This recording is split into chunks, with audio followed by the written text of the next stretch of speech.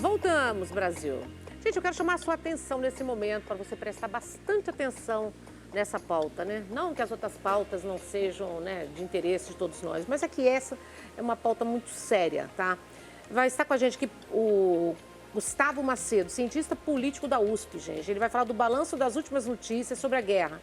Brasil, o posicionamento, né, os desdobramentos desses conflitos, para a gente entender o que está acontecendo.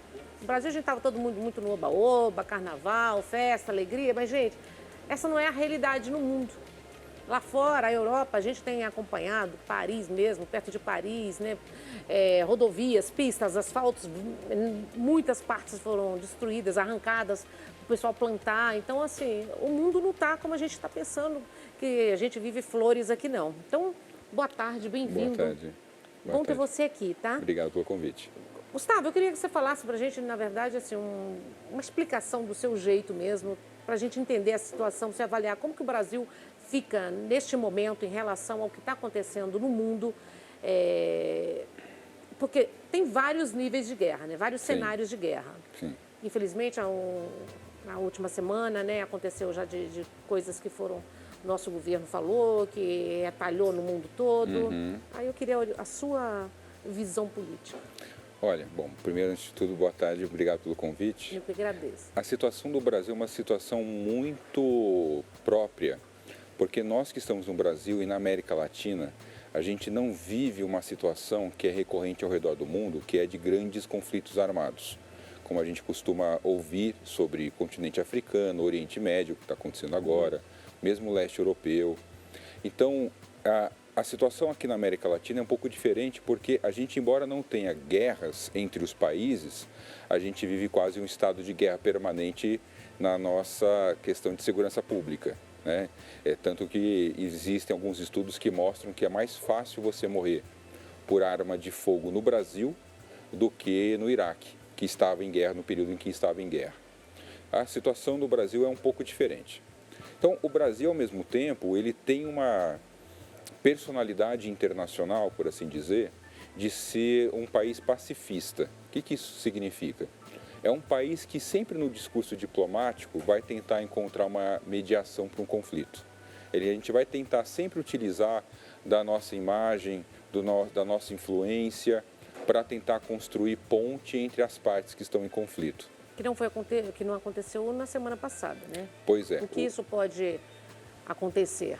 Pois é, a declaração do presidente Lula nesses últimos dias, né, é uma declaração que cria um mal-estar para a política externa brasileira, porque, embora o Lula estivesse falando por uma determinada audiência, então ele estava tentando agradar uma determinada audiência, né, isso é próprio de presidencialismos onde a gente tem presidentes populistas, onde a gente precisa jogar para a massa, em que a gente acaba falando às vezes aquilo que não deveria ou não da maneira como deveria ter sido dito. Isso é um pouco complicado porque isso, de uma certa forma, cria um constrangimento. Soa muito mal. Soa mal e cria um constrangimento, né, para a nossa política externa, que, como eu falei, né, é uma política externa que tradicionalmente coloca o Brasil como um intermediador.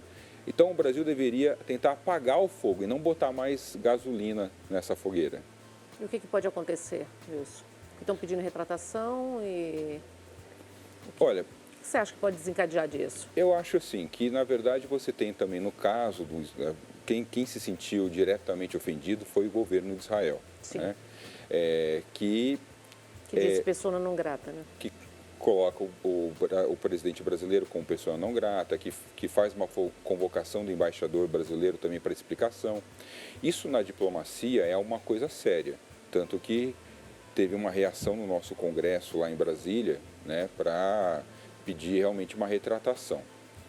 É difícil fazer a retratação. Então, aí agora está uma questão estratégica, porque o governo brasileiro não quer dar passos para trás, ou seja, não quer ceder. Agora quer tentar explicar e colocar em panos quentes ou falar, não foi bem assim, não foi exatamente o que vocês entenderam. Fato é, a relação Brasil-Israel, independente de fazer juízo de valor dessa ou daquela declaração, mas a relação entre Brasil e Israel é uma relação que vira e mexe está estremecida. São dois países que vira e mexe acabam que se comportam, se posicionam de maneira que pode causar um estranhamento no outro. Eu acho que esse episódio não é um episódio isolado quando a gente olha para esse histórico dos últimos 10, 15 anos da relação entre o Brasil e Israel. Eu imagino que esse episódio será esquecido em breve. Assim, toda semana tem uma grande polêmica. Esquecido por quem? Esquecido, acho que talvez pela grande mídia, em parte pela opinião pública internacional. Os diplomatas jamais esquecerão, os políticos não esquecerão. É esse o problema, né? É aí que é o perigo, né? Isso não é bom para nós brasileiros que queremos nos colocar no mundo. Aí eu falo como por mim, por você, por todos nós, né? Que queremos nos colocar no mundo com a imagem de pacíficos e pacifistas. Né? Isso não é bom para nenhum de nós. Eu acho que, de fato, o governo brasileiro precisa esclarecer o que significa essa declaração, reforçar o seu posicionamento de reconhecimento das atrocidades do passado, né? Ao mesmo tempo que isso não exclui também se posicionar de maneira firme com relação a uma eventual crime ou uma atrocidade presente, né? Mas eu acho que para nós, quem mais perde com esse tipo de política somos nós brasileiros. É o povo. É o povo que vai perder, né? Bom, então essa situação, por enquanto, vai continuar a mesma enquanto não houver a retratação ou pedido de desculpas, como é o que eles querem, né? E quais os principais desafios e ameaças que o Brasil enfrenta nos termos de segurança nacional? Isso é uma pergunta ótima, porque, na verdade, nós brasileiros, uma das principais questões é segurança pública. Ponto. Né? Só que existem outras maneiras da gente pensar segurança nacional para além das questões de conflitos armados. Uma forma da gente pensar ameaça à segurança no Brasil é, por exemplo, segurança alimentar. Então, o brasileiro, além, obviamente, de ser uma vítima da violência urbana e rural, a gente também nós somos vítimas, por exemplo, da falta de alimentos. Isso é uma maneira de nos sentirmos ameaçados. Uma outra forma é insegurança climática. Fala um pouquinho sobre os dois. Porque eu vejo que lá fora, nos Estados Unidos, na Inglaterra, o povo está falando que a gente é neurótica. A princesa do Japão fez declarações que a família real já afastou, não deixa ela falar. O segundo-ministro da Inglaterra pediu que as pessoas de lá juntassem alimentos, né, estocassem alimentos, velas, filtros, primeiros socorros, né, itens de primeiros socorros. Nos Estados Unidos tem chegado muito, e a gente vê vídeos, a gente acompanha pessoas que moram lá também falando desses alimentos agora que dura 25 anos, que alimentos para situações emergenciais. O que na verdade está acontecendo, que a gente de repente está parado aqui e não estamos sabendo?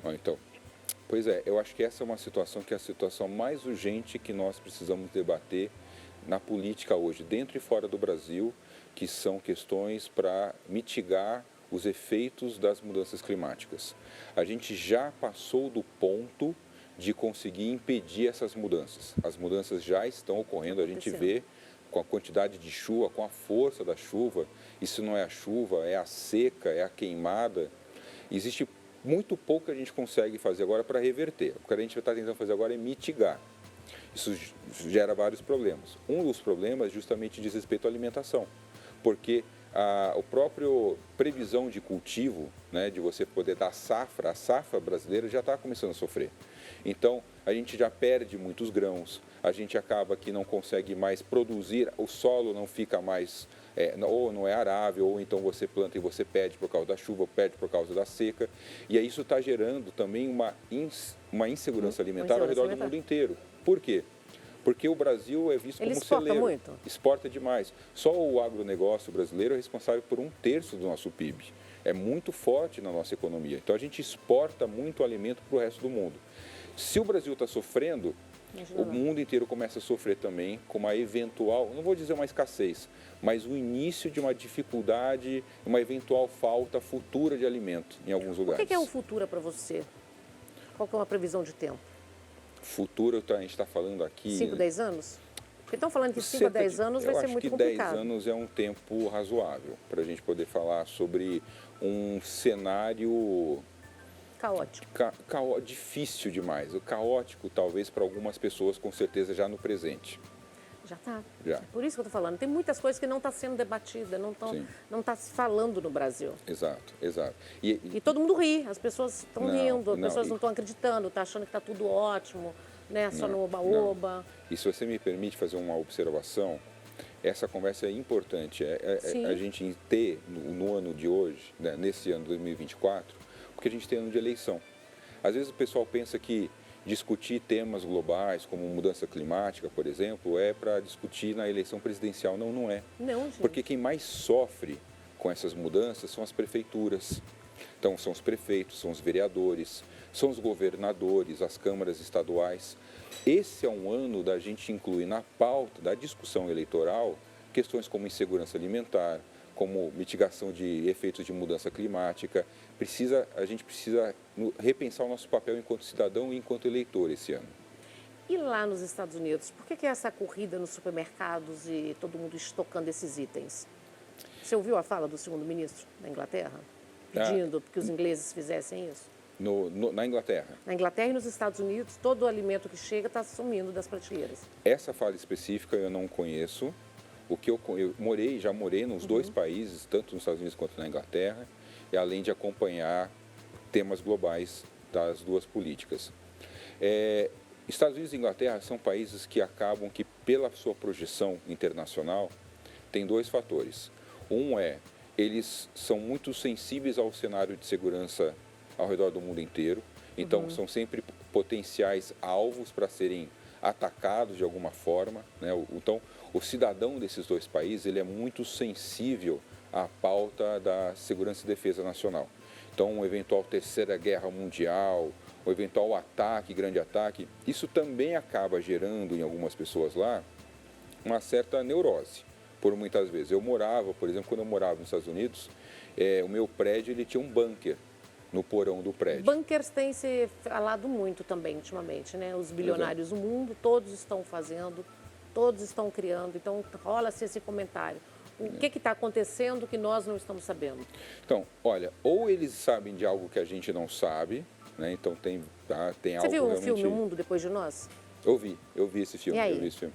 Olha, bom, eu não gostei muito do filme. Não, o filme é uma situação, mas é a mensagem. A mensagem do filme, ela Quem produziu o filme, gente, chama O possível. Mundo Depois de Nós, com a Julia Roberts. A produção do filme, isso é que causou estranheza para todo mundo, é o Barack Obama com Michelle Obama, com a esposa dele, que produziram o filme. Então, é um filme produzido por um ex-presidente da maior potência do mundo. E é um filme com uma mensagem meio apocalíptica, né? Catastrófica, né? Está mostrando coisas que está acontecendo, cenas que falou, mensagens foram enviadas, poucos entenderam. E aí tem uma coisa meio de uma guerra cibernética, né, no filme, que você vai perdendo Que acesso. fala hoje explosão solar, mas aí que pode ter uma guerra, uma terceira guerra. Se comenta sobre tudo, né? Olha, esse tipo de assunto é extremamente importante, principalmente quando a gente está avançando tanto na incorporação da tecnologia no nosso dia a dia. A gente está, um assunto está super quente, eu trabalho com esse assunto, que é a inteligência artificial, por exemplo. A gente fala de cada vez mais automatização, incluir tecnologia nas nossas vidas.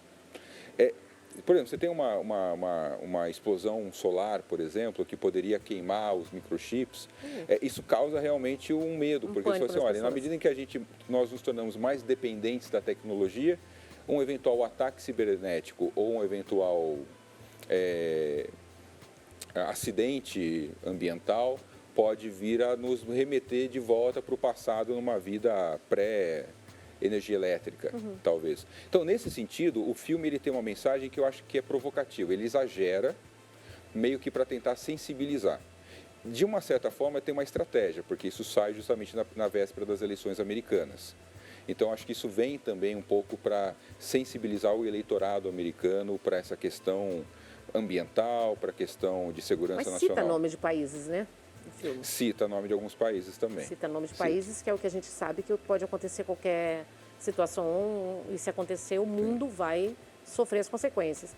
Bom, como as guerras atuais ao redor do mundo influenciam, então, a posição do Brasil nessas relações internacionais?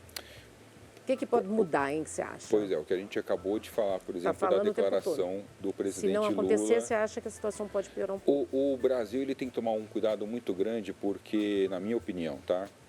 Na medida em que o Brasil ele pode se colocar como um país mediador de conflito, tem que pisar em ovos o tempo todo, porque essa declaração recente, por exemplo, acaba que é um tiro no pé para nós brasileiros. Então, o Brasil, se a gente não fizer esse tipo de coisa, o Brasil ele tem uma capacidade muito grande de ajudar a esfriar esses conflitos armados, porque o Brasil, a diplomacia brasileira, ela é muito respeitada ao redor do mundo. É uma diplomacia extremamente capacitada e é uma diplomacia que tem um histórico favorável de um país que não é um país belicoso. Então, o Brasil ele tem uma imagem que a gente pode ajudar esses países. Porque o que acontece muitas vezes é que os países, eles continuam alimentando conflitos porque eles não conseguem mais se ouvir. Eles não conseguem mais sentar à mesa. É como, por exemplo, a gente tem uma situação entre um casal. Então, vai acontecer um divórcio. Você Sim. chama um advogado, o advogado faz, não, deixa que eu falo. Deixa que eu falo por você para a coisa não aumentar, não escalar o conflito. O Brasil ele pode fazer essa função, que é a função de mediador. Desde que Não politicamente não faça o que não está cometa acontecendo. alguns erros, como por exemplo, alguns deslizes Os diplomáticos. deslizes diplomáticos, que é o que está acontecendo, e a gente tem que falar a realidade, né? E as estratégias, né? As medidas estratégicas que o Brasil toma numa... Sei lá, vem acontecer uma terceira guerra, que todo mundo está falando que o jeito que está, né? 10 países lá da União Europeia, todo mundo na mesma situação, se vem acontecer. Porque o Brasil, quer queira ou não, a gente tem que entender, é o pulmão do planeta está aqui. Se acontece desencadear uma terceira guerra, óbvio que é o único lugar que tem né, a água em excesso, a Amazônia somos nós. Olha, eu não sou daqueles que acreditam na possibilidade de uma terceira guerra mundial, não agora nos próximos anos. Mas se houver, se nós estivermos falando, por exemplo, de uso de armamento nuclear, que algumas pessoas falam, Complicou. aí não tem lugar seguro no mundo. Nenhum lugar. Eu me lembro Será de que é ter por isso tido... dos bunkers? Então, aí só com bunker, porque eu me lembro de ter visto um relatório, que é uma projeção de eventuais alvos de bombardeios nucleares ao redor do mundo, caso começássemos Uma terceira guerra. uma terceira guerra mundial. O Brasil é um dos primeiros alvos. Justamente por esse motivo, porque como o Brasil ele é um centro de recursos naturais, seria um território extremamente disputável, né? Mas não é só isso. Também entra um cálculo de que o Brasil pode ser aliado de uma frente ocidental. A primeira coisa que a gente diz quando uma guerra começa é que a primeira vítima é a verdade. Você nunca sabe quem está exatamente do lado de quem. Numa eventual catástrofe nuclear, vai chover míssil para tudo quanto é lado. E a gente tem arsenal para isso, para destruir a Terra umas 20 vezes, se for preciso. Então, por isso que eu acho que é um pouco complicado. Nas relações internacionais, a gente acha que é extremamente improvável isso acontecer, justamente porque a gente sabe que aquele que atirar primeiro vai receber uma chuva de mísseis de volta. Ô, Gustavo, só uma mensagem geral, e eu queria te convidar para voltar mais vezes, para a gente continuar nesse assunto, que eu acho de extrema importância, a população fica sabendo o que está acontecendo real, né? As situações, como estão acontecendo mesmo, né? A diplomacia, como que está o posicionamento do Brasil, as guerras lá fora, para a gente ficar antenado. Você acha que hoje isso que as pessoas estão fazendo lá fora, essa coisa que você falou de a escassez de alimento, isso que todos os países estão fazendo, de armazenar e estocar alimentos, isso pode vir a ser uma realidade no Brasil também? Isso pode se tornar uma realidade no Brasil se a gente não tomar as medidas políticas necessárias nos próximos anos. E aí a gente, de novo, a gente já vive uma certa escassez de alimento por uma parte da população. E o preço tem subido muito. Aí entra também essa questão que também faz parte da insegurança alimentar, que é você tem acesso a alimentos, mas alimentos de baixa qualidade nutritiva também. Então, na hora, em vez de você comprar um determinado alimento, um arroz de uma melhor qualidade, você vai começar a comprar farelo de arroz. Em vez de você comprar leite, agora você vai comprar aquele soro de leite. Isso também é uma forma de você ter uma insegurança alimentar. Então, o seu comentário é ótimo, porque para algumas pessoas falta comida, para outras pessoas falta qualidade de alimentos. Então, não é que isso pode ser uma realidade, isso já é uma realidade para muitas pessoas no Brasil. Tem muita gente que está estocando mesmo, né? Está guardando. Queria te agradecer muito. Como que a gente acha você nas redes sociais? O pessoal pode me achar no Instagram, @prof. Gustavo Macedo, e aí pode me encontrar por lá. Eu também utilizo o LinkedIn, que é uma rede também que o pessoal conhece. Obrigada, viu? Eu que Você volta mais agradeço. vezes? Com certeza. Obrigada, viu? Obrigado. Nós vamos para o intervalo comercial. Ficaria aqui mais um tempão batendo papo, viu, gente? Que são tantas interrogações na cabeça de todo mundo. Eu sei que na sua também passou várias perguntas aí, né? A gente está cheio de dúvidas, mas o melhor caminho para tudo é o conhecimento. Então, vamos, acompanha ele, segue, orienta, para a gente ficar sabendo o que está acontecendo de verdade no mundo todo, né? Não ficar na caixinha, no quadradinho, no Matrix aí todo mundo. Volto já já.